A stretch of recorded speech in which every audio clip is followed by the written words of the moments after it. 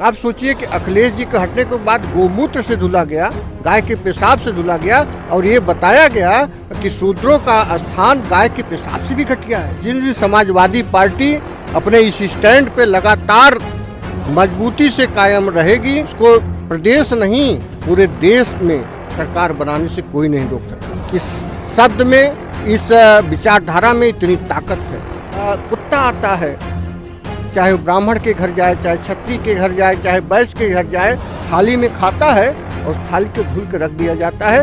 लेकिन अगर वही हमारा दलित समाज का, शूद्र समाज का खाता है अगर उन थालियों में, तो उस थाली को बाहर फेंक दी जाती है। गर्भगृह में राष्ट्रपति कोविंद को जात के कारण अपमानित किया था और कोहनी उनके साथ धक्का मुक्की की थी। इस जाति अपमान को, जाति शोषण से हटा करके उसको धर्म से जोड़ना चाहते हैं, उसको भगवान से जोड़ना चाहते हैं। ये तो चाहते हैं संविधान खत्म हो, मनुस्मृति लागू हो, फिर से हम शूद्रों का शोषण चालू करें। आज बुलडोजर किसके घरों पे चला जा रहा है? किसी क्षत्रिय और ब्राह्मण के घर में पूरे प्रदेश में गिरा हो तो बता दीजिए। इनकाउंटर किसका किया जा रहा है? एक विकास दुबे को छोड़ दीजिए, पूरे प्रदेश में किसी ब्राह्मण या क्षत्रिय का किया गया हो तो बता दीजिए। पूरे प्रदेश में सिर्फ और सिर्फ शूद्रों का इनकाउंटर हो रहा है।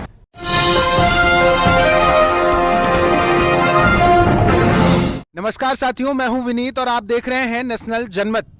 हमारे साथ बैठे हैं शूद्र लाल प्रताप यादव, पूर्व ब्लॉक प्रमुख थे, सामाजिक चिंतक हैं और वर्तमान में समाजवादी पार्टी के एक नेता हैं। हमने इनका नाम सबसे पहले क्यों बताया और उसको जो सबसे पहले शब्द बोला शूद्र, असल में इस शब्द का इस्तेमाल अभी हाल ही में अपने एक गर्मागर्म बयान में अखिलेश यादव ने लिया है। आपके नाम के साथ और ये अखिलेश जी का जो स्टेटमेंट है, इसको कैसे देखते हैं? ये 20 मार्च 2017 से जी, जब माननीय अखिलेश जी के आवास को गाय जानवर है उसके पेशाब से धुला गया और ये माननीय अखिलेश जी का अपमान नहीं था, ये पूरे शूद्र समाज का अपमान था।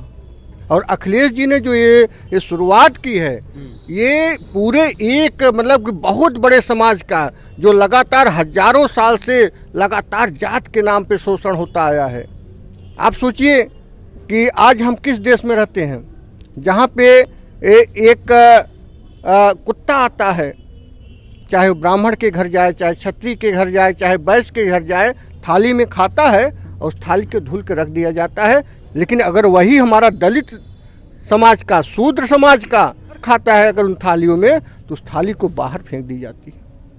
इससे बड़ा 21वीं सदी में, 21वीं सदी के डिजिटल इंडिया में इससे बड़ा जातीय अपमान, राष्ट्रीय देशद्रोह कुछ भी नहीं हो सकता। आप सोचिए, जिस देश में देश का राष्ट्रपति जगन्नाथपुरी में 20 मार्च 17 को दर्शन करने गए थे, वहाँ पे के सेवादारों ने गर्भगृह में राष्ट्रपति कोविंद को जात के कारण अपमानित किया था और कोहनी उनके साथ धक्का मुक्की की थी, सिर्फ जात के कारण। हजारों सालों से इस शूद्र समाज का जात के नाम पे लगातार उत्पीड़न होता आया है, लगातार शोषण होता आया है। मैं पूछता हूँ, ये जातियाँ किसने बनाई? ये अहिर, गडरिया, कुनमी, कोरी, चमार, पासी, लोधी कौन बनाया? भगवान ने बनाया? किसने बनाया? इन्हीं मनुवादी व्यवस्था के लोगों ने, चालाक लोगों ने इंसानों को जातियों में बांटा और जातियों में बांटकर एक दूसरे को लड़ाया और लड़ा करके राज कर रहे हैं। स्वामी प्रसाद मौर्य जी ने जो रामचरितमानस के बारे में कहा, ढोल गवार शूद्र प्रश्न का स्टेटमेंट क्या सही था? बिल्कुल बहुत सही स्टेटमेंट है उनका, यही सच्चाई है। आज पूरा शूद्र समाज उनके साथ खड़ा हुआ है, पूरा का पूरा शूद्र समाज उनके साथ खड़ा हुआ है और पूरी मजबूती के साथ खड़ा हुआ है। और बीजेपी बार बार इसको जो है जाति मुद्दे को, इसको बार बार धर्म से जोड़ करके हिंदू मुस्लिम बनाना चाहती है।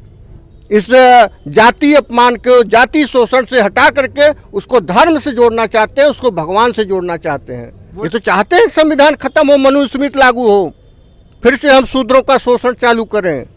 ये समानता का अधिकार मानने वाले लोग नहीं हैं।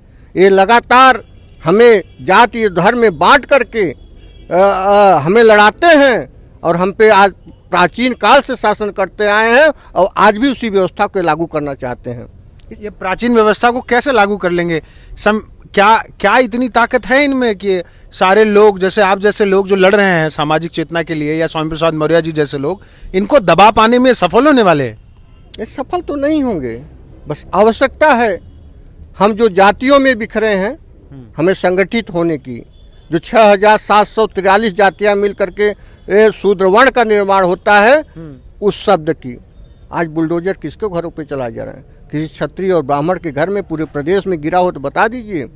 सिर्फ और सिर्फ पूरे शूद्र समाज के ऊपर गिराया जा रहा है। इनकाउंटर किसका किया जा रहा है? एक विकास दुबे को छोड़ दीजिए, पूरे प्रदेश में किसी ब्राह्मण या क्षत्रिय का किया गया हो तो बता दीजिए। पूरे प्रदेश में सिर्फ और सिर्फ शूद्रों का इनकाउंटर हो रहा है। एक चीज कही जा रही है कि जिस तरीके का स्टेटमेंट अखिलेश यादव जी ने दिया, स्वामी प्रसाद मौर्य जी ने दिया, उसका बड़ा नेगेटिव इम्पैक्ट पड़ेगा सपा की राजनीति पर। आने वाले वक्त में उनके वोट कम हो जाएंगे। मैं जानना चाहता हूं कि क्या सच में इसका ऐसा इम्पैक्ट होगा? ये शूद्र समाज बहुत बड़ा समाज है, मजबूती से स्टैंड करने की, और बीजेपी कभी नहीं चाहेगी इस पे चर्चा हो, क्योंकि उससे पता है कि जिस दिन शूद्र समाज पे चर्चा होने लगेगी हम कहीं नहीं टिकेंगे, कहीं नहीं टिकेंगे।